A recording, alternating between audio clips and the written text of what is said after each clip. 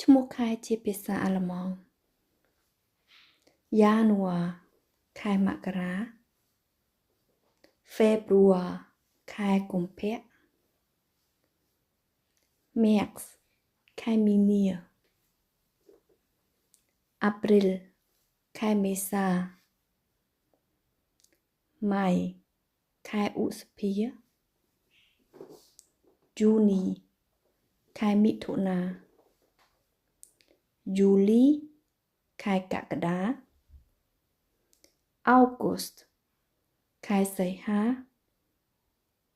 September ខែកញ្ញា October ខែតុលា November ខែវិច្ឆិកា December ខែធ្នូអរគុណបងប្អូនដែលតាមដានរហូតដល់ចប់